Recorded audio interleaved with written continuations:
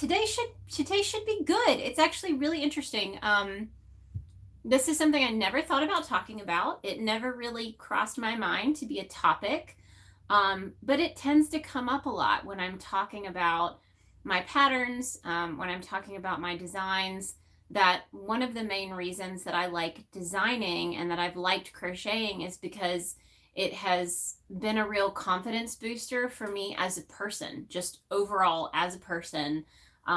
Learning to crochet, feeling confident about my skills, especially enough to start designing. But not just that, it's about the fact that I get to make clothes that really fit me, that I really like, that are made just for me. And that's a huge confidence boost.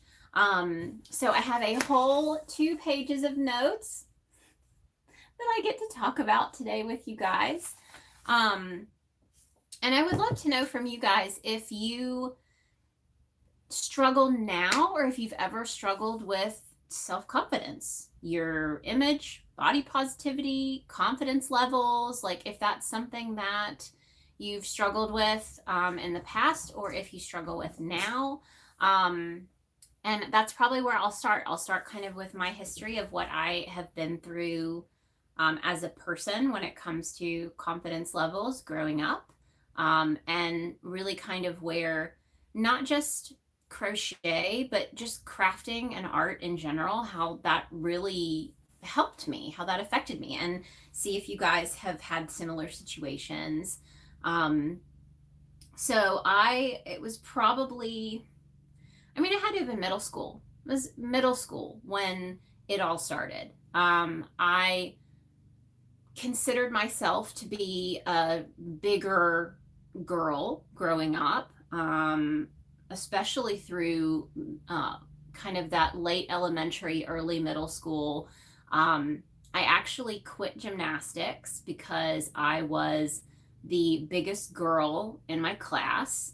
And it got to a point where the gymnastics instructors, there were certain things they wouldn't let me do because I was bigger. And I think I've seen it from both sides. I don't think it was like a hating on the little fat girl. I think it was, I was a gymnastics coach for 6 years. And there were very difficult situations where there were girls in my class who were bigger that I could not confidently allow to do tricks with me being the only spotter. Because I'm like, if I drop this person because I'm not strong enough to make sure that they can complete the skill. So I've seen it both ways. And you never want to be the one who's like, okay, I'm going to call the second instructor over every time this girl, does her trick, because then you're like, okay, well, am I making them feel bad because they need 2 people to lift them? So it's a very tricky situation, but it definitely caused me to lack confidence early on, feeling like, why don't I look like these other little girls and I can't do the things they're doing? And so I quit gymnastics. And then I think it was middle school when, I was always kind of looking to the what I considered the prettier girls. And I think some of it was too, I didn't have something that I was really, really good at, that I didn't see that there was something I had that I was really good at. Some girls were really good athletes. Some of them were cheerleaders. Some of them were really smart. They were getting all of these accolades for being really smart. And I kind of felt like I was just chugging along. Like I made good grades, but I wasn't crazy smart. I played soccer, but I was not all that great at it. I mean, I was a part of the team, but I wasn't like the star of the show. Definitely was not all that great at like the PE challenges. I don't remember if any of you guys remember jump rope for heart or anything like that, but I didn't win trophies. I didn't, win things. And I think that was where I kind of lacked. I even played piano for a little while, but I didn't feel like I was as good as the other people that I saw playing piano. So I just kind of gave up. And I feel like that becomes that vicious cycle of we feel like we never get good enough to call ourselves good enough. And we're like, well, I should just move on to the next thing. And we never spend enough time to really hone in and become good enough at something and really practice at things, to allow those things to build our confidence. And I think it was the same way even with, I just lost my train of thought. Yeah, totally lost my train of thought. That's okay. I'm going to check the comments. Let's see. Oh gosh. Okay, so I'm going to make sure I haven't missed anything. Emma's currently working on an amigurumi peacock, and the feathers are a bitch. Loop stitch is hard. That's actually really cool. I hope you share a picture of that, by the way. Emma says, my self-confidence has always been 6 feet under. Amaris, I used to be really small because of medicine, made me gain weight, maybe gain a lot, and I become unsure about my design and wearing my garments. I run with scissors. Hello, everyone. So glad I finally caught alive. Emily, I've always struggled with my appearance. I don't think any of us are immune to being self-conscious, though. No, and that's that's what I think. I think we all have areas of our life where we may lack confidence. And I think that's where I was going with all of that is it wasn't until college that I really started gaining some confidence. And I think a lot of that was because I actually gained quite a bit of weight in college. And when I started trying to figure out how to lose that weight, I got into fitness quite a bit. And I was really good at it. I enjoyed working out. I saw the benefits of working out. It was working for me. It really improved my confidence a lot, especially from that switch to high school to college. And actually, for a while there, I thought that's what my career was going to be in. And for a little while, it was in the fitness industry because I understood it. I was good at it. I could teach it to other people. I was taking other people to the gym and kind of showing them what I was doing. And so it really showed me that learning new skills and continuing to work on those skills until we feel like they are something that we can actually share with other people and teach. It makes a big difference when we feel good enough at something to be able to then teach it to someone else. And that helped me a lot. And in college, I actually, like I said, I coached gymnastics for a little while. That was a huge boost for me in confidence. I know I was only teaching like 7-year-olds, but that was a big deal because they enjoyed it and they got something out of it and it felt good. You know, you feel good, not just about like, it had nothing to do with at that point, like my looks. It was just, I'm doing something that matters, you know, and that's a big deal. And I think, you know, things like crocheting and crafting and doing things for charity, I think that's why people enjoy charity work. We feel like we're doing something that really matters outside of just our little sphere of life. So I do remember where I was going with that last trailing off when it came to doing things just long enough to feel like I wasn't all that great at them and then leaving them behind is patience.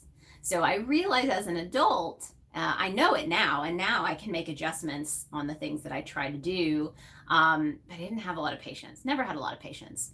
One of the main things that I share about my lack of patience that I noticed very early was when my parents, or it was actually my grandmother, bought me a sewing machine. And I didn't want to follow patterns because it took too much time. I didn't want to cut all the stuff out. I didn't want to lay it all out and do all of these things. I just wanted to wing it. I just wanted to wing it and have something that I could finish in a couple of hours. You know, and I think that affected me growing up in my confidence levels. Because I wasn't a star athlete, because I didn't get into something really early and hyper focus on it and get really good at it with anything, you know. And I think that's why now with crochet, I learned how to crochet in high school.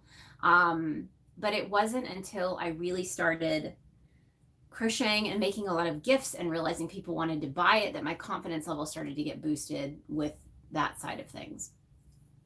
So the whole reason I wrote notes is because I know that this would be a live where I just kind of rambled. But I hope you find some of it interesting. The first thing that I wrote was new skills equal a boost in confidence. And that is proven across all levels. So if you go out searching the internet on how to boost your confidence, one of the things you'll see is learning new skills. So acquiring new skills, trying new things, not being afraid to fail, getting back up, doing something else. That's been shown. And so that's one of the links that I see with crocheting and confidence is people pick up a new skill, you know, especially if they stick with it and they see that they're actually good at it, it can be a huge confidence boost. And just having the de-stress side of crocheting, it's a very healthy habit in most cases, unless you decide to hoard yarn. But I also wrote what I learned from my anxious and insecure dog. So that was my first point was new skills equal increased confidence, and what I learned from my anxious and insecure dog. So I have a very, very anxious dog. We kind of just let him do whatever because it wasn't causing any problems, but we knew pretty early on that he had some confidence issues. I don't think I knew that that's what it was. He was just pretty needy, and if there were loud noises or storms, he got very anxious. He wanted to be up underneath us. It wasn't until he started showing like signs of food aggression that we really started worrying and saying, okay, this might be a problem. What do we do? Like, what can we do to fix this? And I started doing all this research on food aggression, and I realized that the root of his food aggression was most likely his lack of confidence. So I'm like, okay, well, how do I make my dog more confident? And one of the main things is working with your dog on games that boost their confidence and teach them new skills. So it was an immediate connection of like, oh my gosh, I'm guessing my dog got his lack of confidence from me. As they say that, pets are a lot like their humans. And so what I learned from my dog is that teaching new skills, and he's not going to learn things right away. I have to work with him over and over. It takes a lot of practice. And it's the same way with us. If you're using crochet to build your confidence or any kind of skill, you have to stick with it. You have to allow yourself to fail and pick yourself back up and try again and frog your project or start over. And that's what I learned from my dog. Okay, so keeping with my notes so I stay on track. I talked about this at the beginning, never feeling really good at something. I felt like a jack of all trades, master of none. And that's how I felt for a long time growing up. I had a best friend who was really good at drawing and painting, and I loved being in the art room all the time, but I didn't always like being in the art room with her because I was always comparing myself to her. Because I couldn't draw like her. I couldn't, sketch the way that she sketched. So I think we maintain that as adults now, especially with social media, because we are always in a position to be able to compare our work with other people's, even if it's not healthy. And I talk about that later on. Let's see. Okay, so what are some of the things how can crochet improve confidence? So I think that there are a ton of ways that crocheting has improved my confidence. And it all starts with the fact that I liked it enough to stick with it. Talked about that already. The fact that I'm not afraid to fail at crochet. I get frustrated. Yeah, I get frustrated when I have to frog an entire project. But I know that I'm going to learn something from it, and I know that the finished product is going to be better. So I'm okay with starting back over.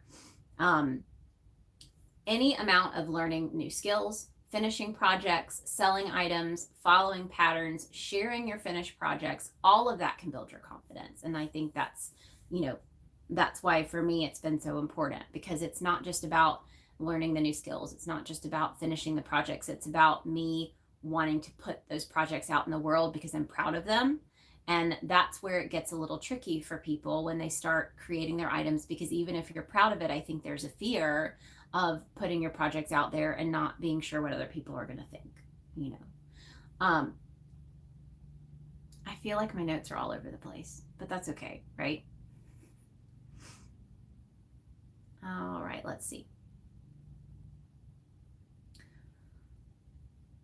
Okay, so let's talk about creativity and self-expression. I wrote that down.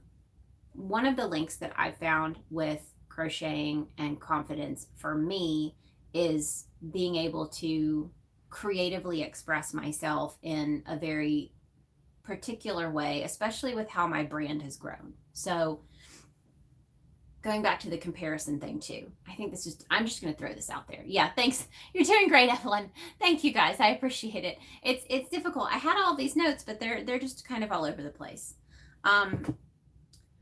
So when I started crocheting and I started selling my product and I got on social media, so this was probably 5 years ago or more when I got on Instagram. Instagram was the first place that I went to talk about my brand, to talk about my items, to start kind of selling items online.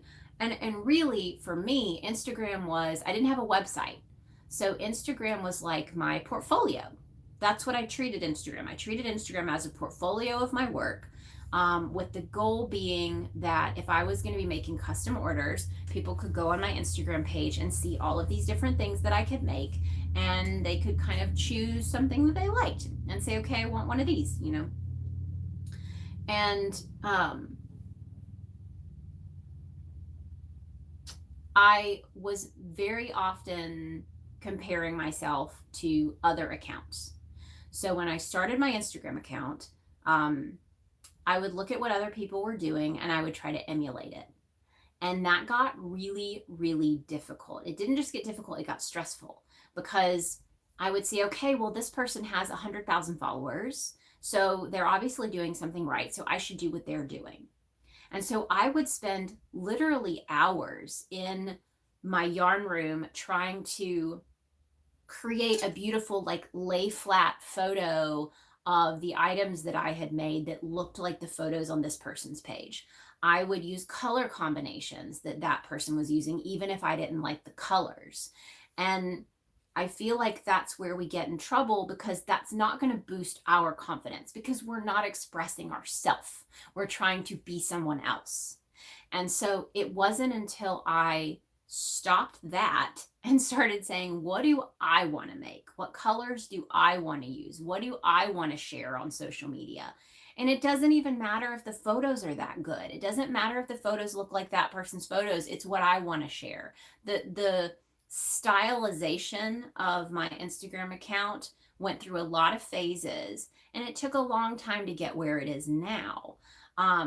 But that was exploration. That was trial and error. That was me figuring out, okay, let me try this for a little while and see how I feel.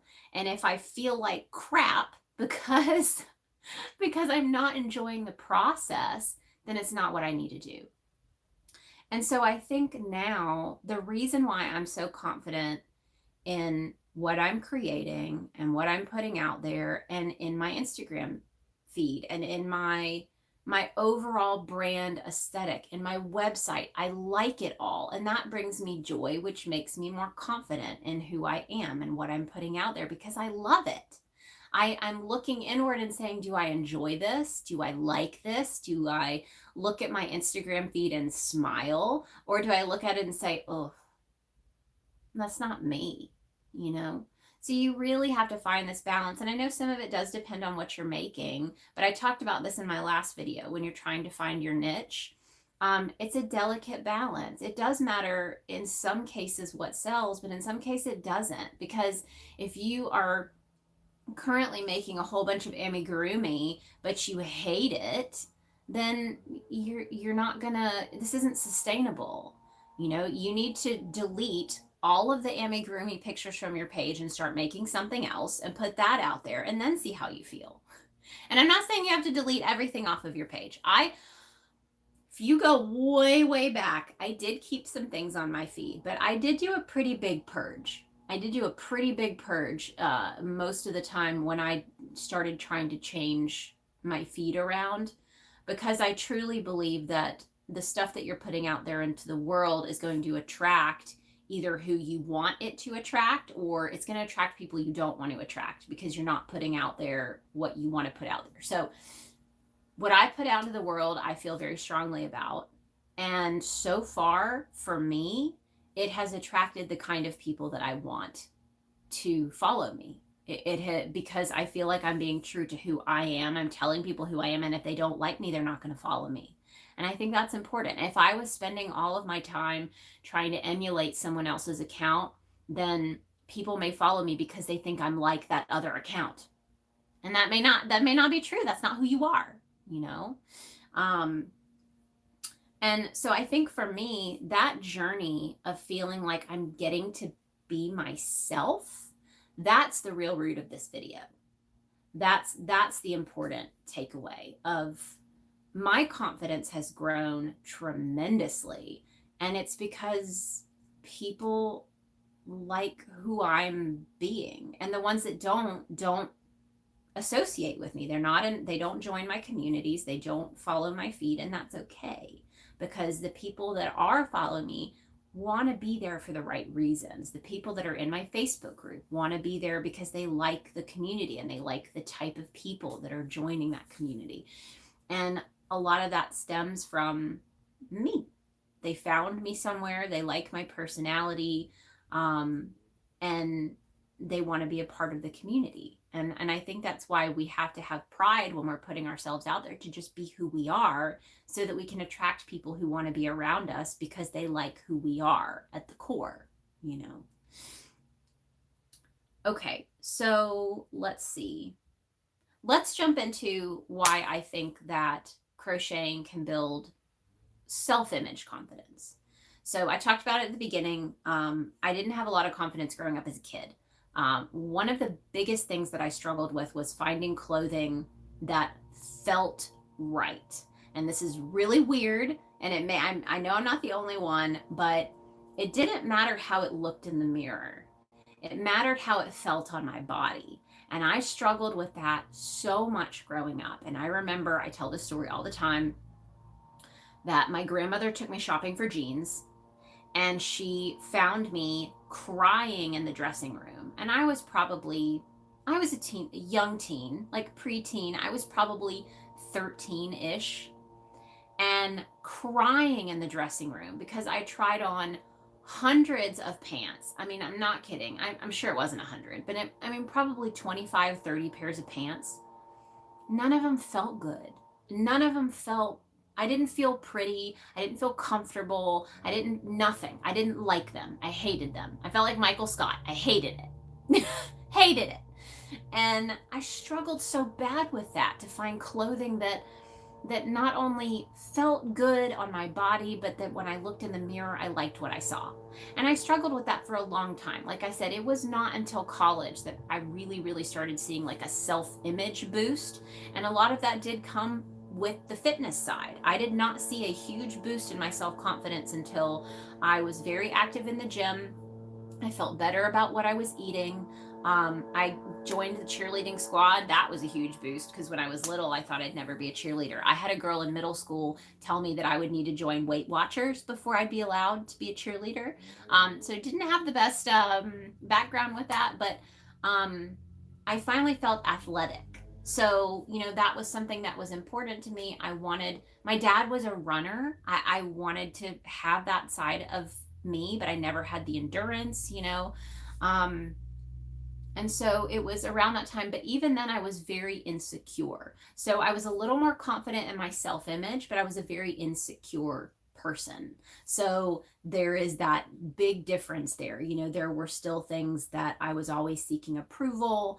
I needed to kind of try to surround myself with other people to feel better. Struggled a lot with anxiety in college, depression, that kind of thing. Got on medicine for a while in college. And I think college is such a weird time. You're still trying to figure yourself out. You don't know, a lot of cases, you don't know what you want to do with your life, who you are, who you want to be. There's things about yourself you don't like, and you want to try to be a different person. There's so many things happening in that realm. And I was out on my own for the first time. It was a lot happening. And I can say for a fact that it wasn't until my 30s, definitely, I'm 34 now, was not until my 30s that I could look in a mirror and be like, and say, I like that person. And I don't share that a lot, because I feel like it's hard to kind of put into words. But I look in the mirror now and I like myself. I like who I am.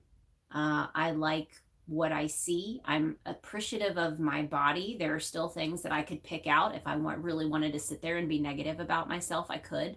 But I like the person I've become. And I think that takes time. But a lot of it is that now I am unapologetically that person to everyone who meets me.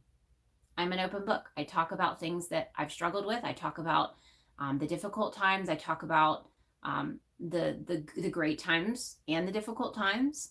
And I feel like all of the people that are in my community, I feel like they actually want to be there, which is a big deal. You know, I think if I make that comparison. So when I was in college, I always kind of wondered if people really wanted to be my friend. Like they were around me, but you know, did they really want to hang out with me? Did they really want to spend time with me? Boyfriends growing up in college, like, does this person really actually like me, or are they just ready to move on to the next thing as soon as the next thing comes along? You know, and I feel like the people that are in my communities now, they really want to be there. They like me too. You know, um, and that all started with me making this crochet business and being myself through the process and making the things that I wanted to make. And we were talking about clothes, and I just derailed again. So I hope you guys are enjoying this, though. This is totally just unapologetically me. This is me just, how's it going? So clothing. It wasn't until college that I really started getting a little more confident in my clothing choices. But I have to say that I always wanted to have style. And I don't know if you guys have gone through this. I wanted to have style. I wanted to have a personal style, you know, not just a fad. I wanted to find myself when it came to like clothing. I used to watch Project Runway. I used to watch What Not to Wear. Like I liked fashion, and you know, I wasn't allowed to buy a whole lot of like expensive clothes. But my stepmom especially would take me shopping at, you know, fairly nice places, and we would try new things. And I mean, my personal style changed a lot through the years, and some of it was based on fads. You know, some of it was based on what you know, what other people were doing, what the big thing was.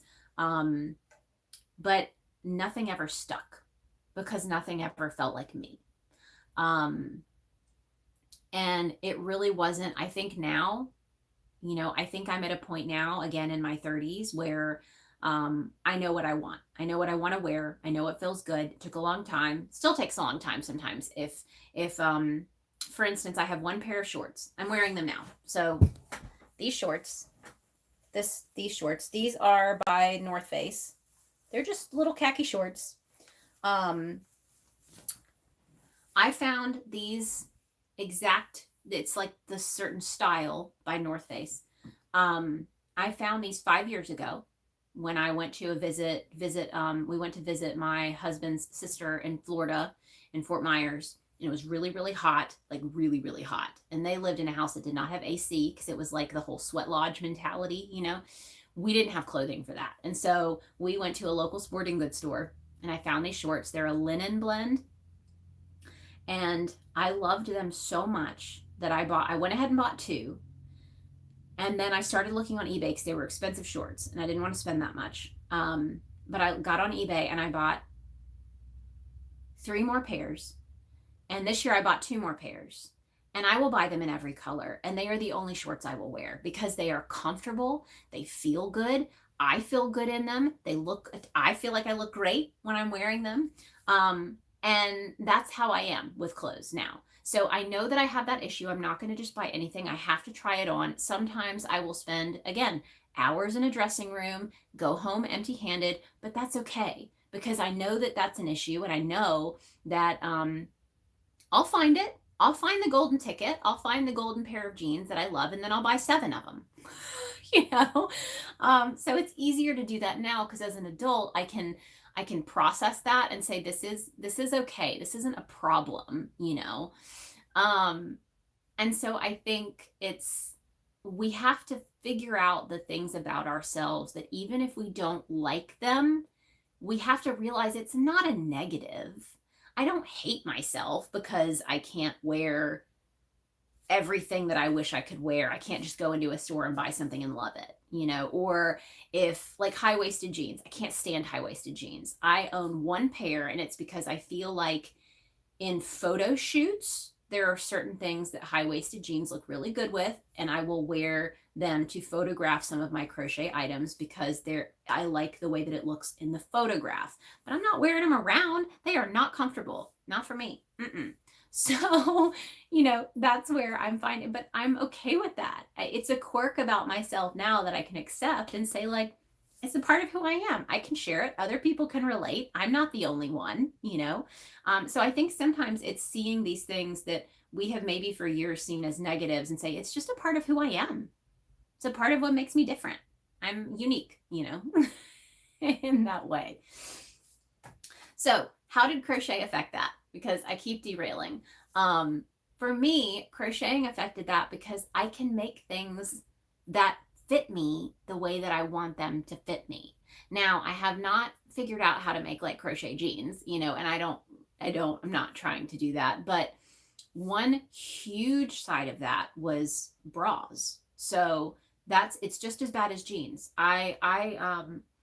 It wasn't until right before my first year of college that I found a bra style that I absolutely loved. And again, I wasn't picking at it. I was the type of person who, if something didn't fit right, I was messing with it all day. I would be like pulling the straps and pulling the cups and like just messing with it all day, fidgeting. And I finally found a style that I didn't fidget with it. It was comfortable. It was actually a real bra. It wasn't a sports bra. It was what I consider to be a real bra. And it was my first time wearing a wireless bra. And I realized from then on that that was what I needed. And now I have crocheted myself, I think, 8 bralette bras that when it's warm outside, that's all I wear. And I feel great. I am confident. I'm comfortable. I love them because they're made for me, and it took a lot of trial and error. I have quite a few bralettes now that are like in storage because I don't really want to give them away because I've worn them, but I have perfected the design for myself. And so now I have a whole bunch that are wonderful. I love them. They're comfortable, and I made them so that I'm proud of them. And now I'm working on a size inclusive bralette pattern, which I said I was never going to do, but that's why you should never say never. And there's where the self-confidence came back in, because I was like, I don't want to do this and fail. I didn't want to try to make a size inclusive crop top and fail. And that kind of mentality is what's going to hold us back from growth. And we need growth. We need growth to grow our self-confidence. And what has made a huge difference for me when it comes to pushing past the negativity of saying, like, I don't need to do that because I might fail. I don't need to do that because people are, not going to like it, or it's just not going to work and I'm going to have wasted all this time. And you have all of these ideas, these negative ideas of why you shouldn't do things. But I now have this amazing community of people who are cheering me on, who are saying, you can fail and we'll pick you back up and help you fix it. I think there's 100 people now in my tester community. So people who have tested for me before and have hung around to continue to be a part of the community in the Discord channel that I have for testers.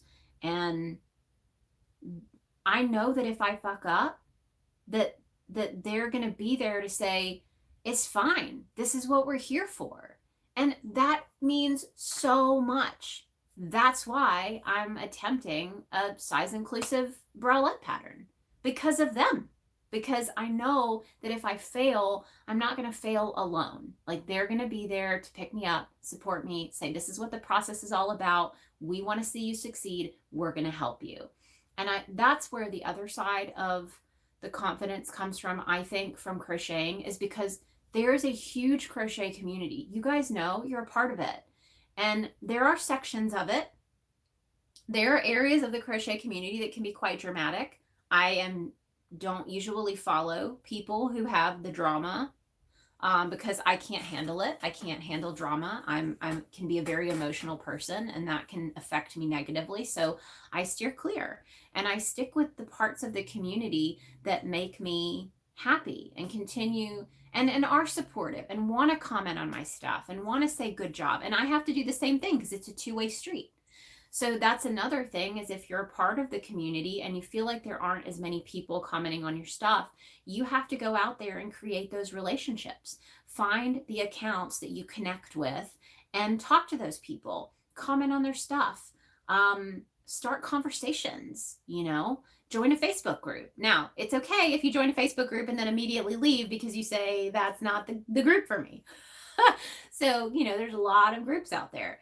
But that can be a huge confidence booster. If you can become a part of a community that lifts you up, especially if you know that you tend to struggle with failure, which I did for a really long time, that people are going to be, hey, it's fine. We all do it, And that's another thing that I wanted to definitely bring up, was that you really, everyone says don't compare yourself to other accounts.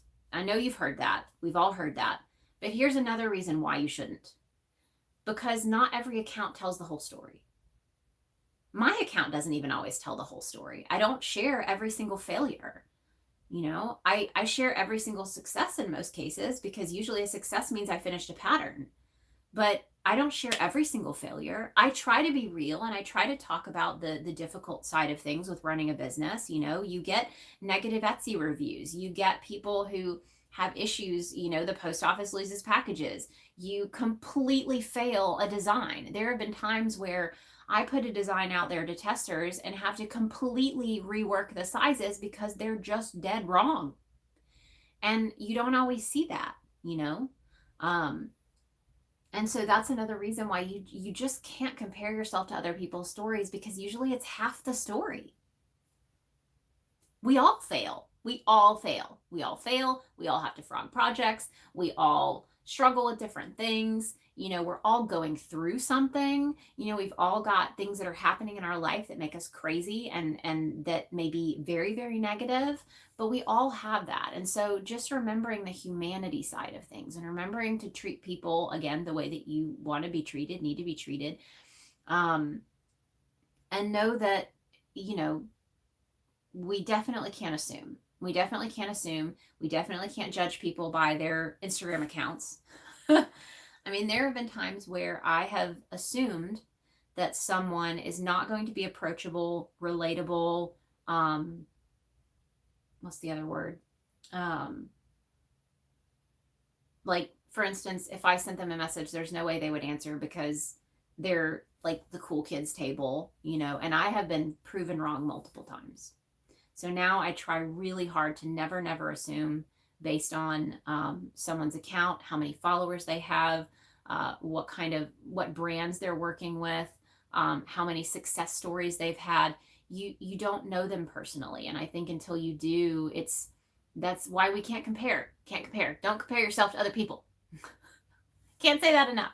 It's not good for your confidence. Not good for anything. Instead, make friends with them. Don't compare, make friends, or if they're drama, don't follow. You can do that too. I have not looked through the comments in a minute, so I'm going to turn this and go through some of my comments with you guys, because I've got my computers over here, so that's why I'm going to look over here. Okay, let's see. Okay. That's so true. It's been good for my mental health. Yeah, and crocheting, knitting, any kind of craft is so good for our mental health, and that's good for everything. I mean, that's very important. Emma, I can never decide on what style I prefer. My wardrobe is bursting with clothes ranging from homemaker to goth that don't feel confident enough to dress up or anything. I don't dress up. I think that it would be fun to like really dress up. If I had an opportunity, I think I would enjoy that. I loved like prom in high school. I thought that was so fun to be like over the top. And I had this crazy dress. It was like a princess poof ball dress with flowers all over it, colorful flowers, very pink sheep design. I really wish I still had it because that would be really fun for photo shoots. But it's interesting thinking back that I was so confident that day. I felt so pretty.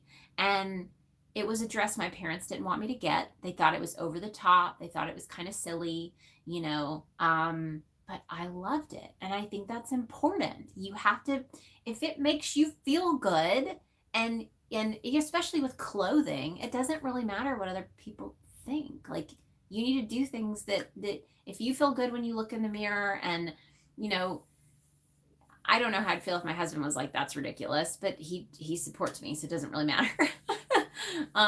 But it's made a big difference when I go out and I say, no, like, I feel good about this. And if people don't like it, that's fine. That it's not their style. That's the whole point. I can't wear what they're wearing and feel confident like they do. So why would I expect, like, you should wear what you want. You gotta feel good. Feel good about yourself. And it's gonna change. There are days, if I'm not in the greatest of moods, if I'm feeling a little down, I do tend to wear like blacks and grays. So I have 2 pairs of like jogger type pants that are black and gray. If they came in bright colors, I'd buy them, but they don't. I'll wear those and wear like my gray hoodie. And I still feel good about myself, but it's just, it changes from day to day. I don't always feel like being super colorful, So let's see. I run with scissors. I'm the same way. I always end up wearing the same comfy things over and over, which is perfectly fine. This is my wardrobe most days. I have a tank top on under this. This is my tank top. I got my tank top. I have my crocheted bra. I have my hoodie, and I have my shorts. That's my wardrobe in the summer. Oh, and this is funny. I wear long socks. So you see my socks? They look kind of silly, but I was so tired of socks falling down into my shoe and me having to pull them up that I just bought longer socks. I mean, they're not super long socks, but they're pretty high. And I have like 7 pairs of them, and that's all I wear in the summer. And like, I mean, I'm sure there's people who think it's weird, but I'm comfortable, and they're colorful, and I love it. You're doing great, Evelyn. Yeah, thank you. My comfies are my fluffy PJs. I'm always in them in the house. Outside, I wear joggers and a t-shirt, which really don't look flattering on me. And there is, there are days where I definitely wear things that aren't flattering, and I don't care because I'm comfortable. When I do photo shoots, I tend to wear clothing that I feel is more flattering because I want to see myself in a certain way in my photographs. So it's almost like I have a wardrobe for photos, and I have a wardrobe that I wear all the time. I don't usually wear my favorite shorts. In photos, I'll probably wear like my jean shorts because I feel like they'll look better with the crocheted items. And that's something I haven't talked about that much on my Instagram. And I think that would be an interesting thing to share, of like, there are items of clothing that I wear for photo shoots because I do want to look a certain way in my photos. I want to portray the items that I've crocheted in a certain way. But it may not be something that I wear every single day,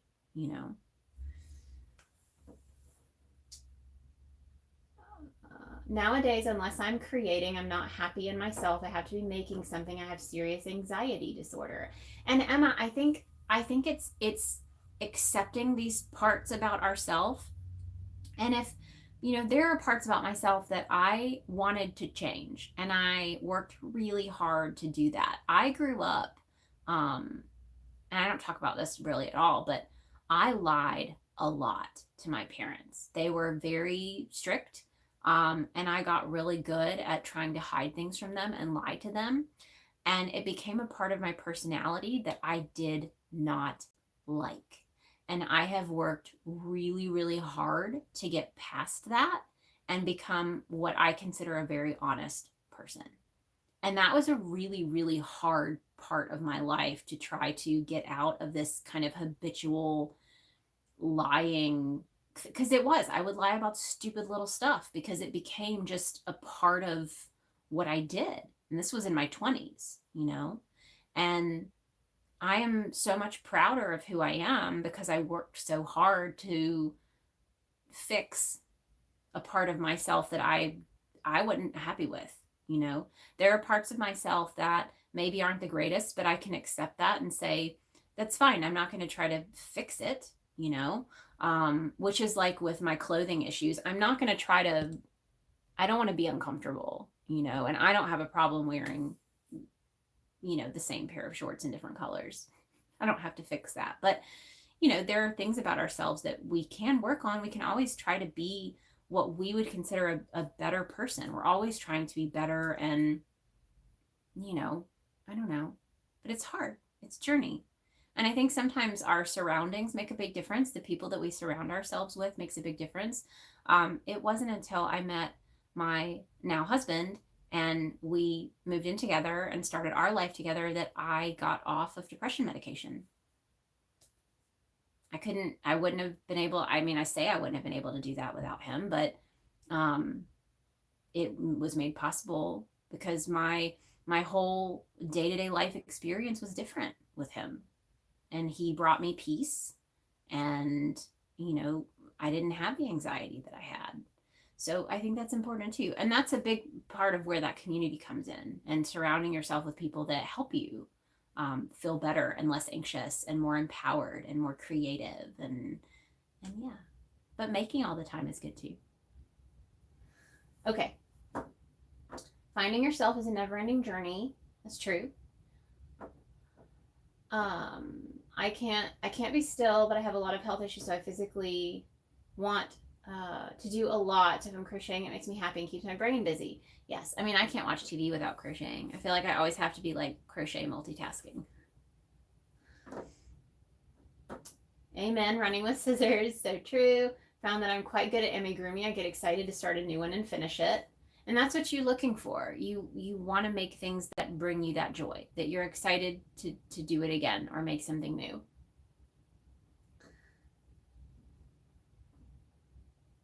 Yes, for sure. And what I hear Evelyn saying is love your journey. Yes, love your journey. Oh, there's a tip of the day. Love your journey. All of it. The good, the bad, the ugly. Love it. And the awesome. The awesome, the good, the bad, the ugly. Because you can't just have the good, the bad, and the ugly. You have to have a fourth one over here to balance it out. So the awesome, the good, the bad, and the ugly. You got to love the whole thing. Love the journey. In the past week, I've crocheted a hammerhead shark, cup of hot chocolate, chunky octopus, Dunsparce, Jigglypuff, Butterfree, and a tiny ghost keyring. That's fantastic. I love it. I was like that in my teens, Evelyn. One day, my mom bought a pair of flared jeans with a leather cord crisscross opening up the legs. She didn't like them on herself, so I tried them and loved them. I remember all those crisscross jeans. Thanks, Christina Aguilera. They were too long, but they fit around my bottom and legs so snug, and that's what mattered. Yep. I'm 47 and can honestly say I still go through this. Yep. I still go through this too. I just want to hide all the time because my confidence is awful. I really want to dress better, but my anxiety gets the best of me every time. So I haven't shown you all my Dobby. Well, you totally should show us your Dobby. Yes, I think you should. Mm-hmm. So it makes you different, makes you beautiful. So that is actually something I want to talk about. One of the things that surprisingly has helped me a lot with my confidence was my journey of taking pictures of myself. So I have been a photographer for 10 or 11 years now and did it professionally, shot weddings, shot engagements, portraits, senior portraits, run the gamut. And my favorite thing was always portraits. I loved getting up close and personal, photographing people's faces, photographing emotions, getting them to laugh, getting different emotions out of their face in the same photo shoot. And I loved capturing joy. I wanted to get people to laugh. I wanted to capture that joy in their face. And I think some of that comes out now in the fact that I want my brand to showcase joy and happiness and positivity and all of that stuff. But I didn't ever like the pictures of myself. And I think a lot of us have been there, that you rarely like a photo of yourself. And when I started putting photos of myself on Instagram, because I didn't do that for a long time. For a long time, I did not show my face on Instagram. And I feel like the journey of learning to photograph myself in a way that I really liked. I really like looking through my pictures now. I have found the angles of my face that I really like. I've found the postures that I have for my body, the different ways that I like to sit in front of the camera. And it's really been an experience and a journey in self-acceptance, because it used to be I would I would take so many more photos and I would delete so many photos. And now it's difficult to delete the photos because I do really like them. I've started enjoying seeing myself in photos. Um, and maybe that's something that you start trying to photograph yourself and you keep it to yourself. And I mean, I think everyone should do a self-portrait challenge.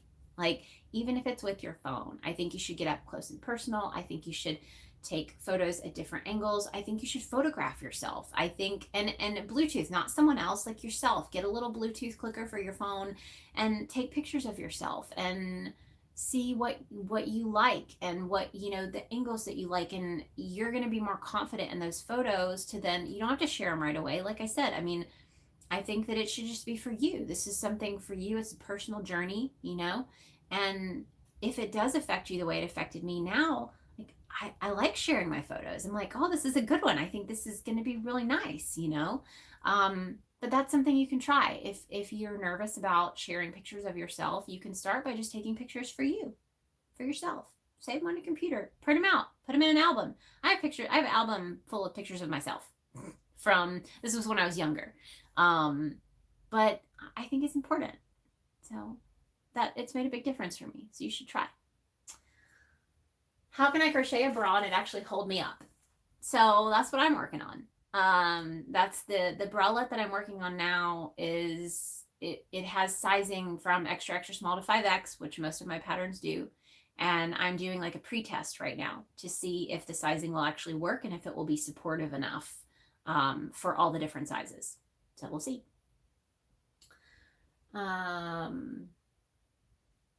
Emily says, Emma, we'd be excited and supportive in seeing your Dobby. Cindra's here. Hello, Cindra. Tracy, I think it has to do with the perfect ratio between cup shape and strap stability. Yes. Thank you, Emily. Thanks about you to make a drama llama backpack or something with a big finger flip for the drama queens. Yes. Oversized tee and leggings are my go-to daily attire. So comfortable and I feel good in it. And that is 100% to me what matters. I have to feel good. I wear the same things over and over, but I have to be comfy. I feel like doing the cardigans in cute and bright colors help me feel better about what I'm wearing. Yes. Tracy, sorry, I have to go to work. Evelyn, have a great day. You too. Emily, I have to go too. This was an incredible talk. Thanks so much, Evelyn and everyone. Well, thank you, Tracy and Emily, for joining. And we are getting close. I have 5 more minutes. So I am going to go through the rest of my notes because I didn't read them all. I think some of them might be repetitive, but I want to make sure I don't miss anything because I really thought about these when I was writing them down. So something about, there's something about creating, and I heard this a lot, creating what you wish existed. And for a long time, I wasn't doing that. I said I was doing that, but I was just kind of creating things that I thought people would purchase, creating things that I thought would be popular, creating things that I thought would look good on Instagram. Now I actually create things that I really do want to put out into the world, and I think it makes a difference. And just because you don't want to be a designer doesn't mean you can't design things. So, create something special for you. Take the skills that you've learned making other things and design something for yourself. You don't have to write anything down. You can just design it. You may have to frog it and try again. I have designs that take 3 or 4 tries before I finally nail down the design, and then I ended up writing it up, but you don't have to.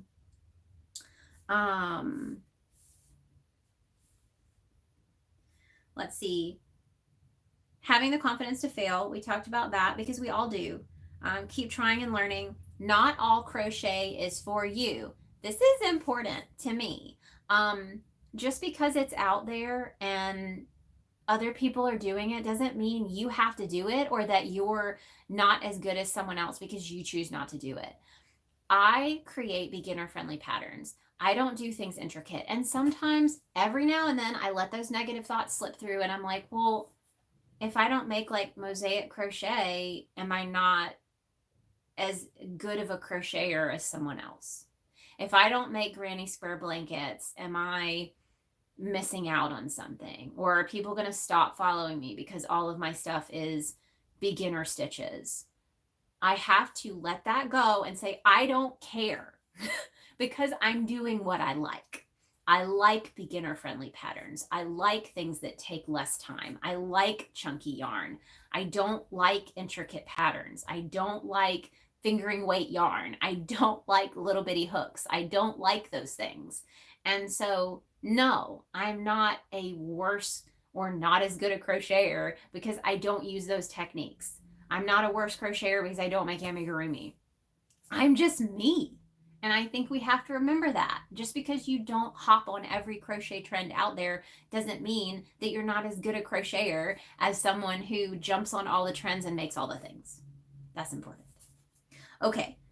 Community and support can boost your self-esteem. We talked about that. Being a part of this community in general can make huge difference in how people see themselves, and being willing to share their creations with pride and say, like, I made this, I'm a badass. You should do that. Wear things that make you feel good. I talked about the search for my style, body positivity, making clothing for myself the way I want it to fit and look. We talked about that. Altering things that I love to make and how they make me feel. We talked about all that. Photographing yourself and exploring the parts of yourself that you love and think are beautiful. I talked about the photography challenge. If you guys do that, let me know. Tell me on Facebook. You don't have to share your pictures, but tell me if you're going to do that, and tell me how you feel. Like, I think it's a really great exercise if you struggle with looking at yourself in the mirror and accepting yourself and loving yourself. I think that a self-portrait challenge it's very helpful, and it's something you can learn a lot from. Okay, stop the negative self-talk, especially around crochet. We all fail. We all frog projects. We all start over. It's natural. It's normal. We need to normalize it. Even if it's not shared on social media, it doesn't mean it's not happening to everyone. Follow accounts on social media that make you feel good, not ones that make you feel bad.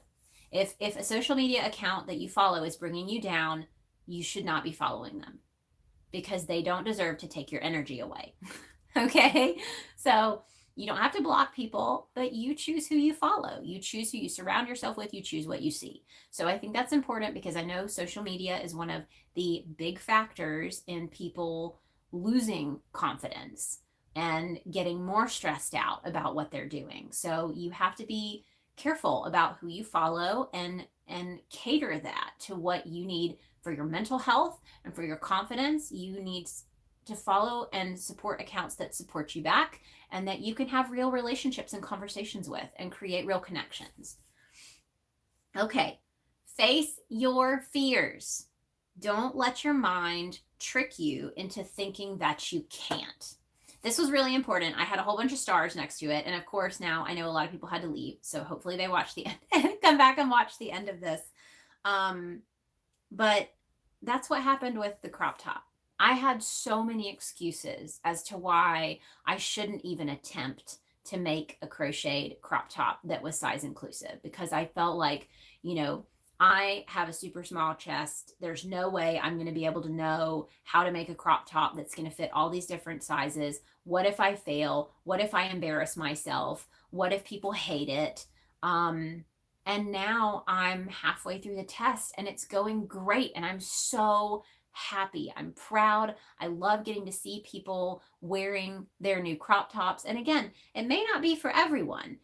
That's a reason why there are a million different bras out there, because one bra that's really comfortable on me may not be comfortable on someone else.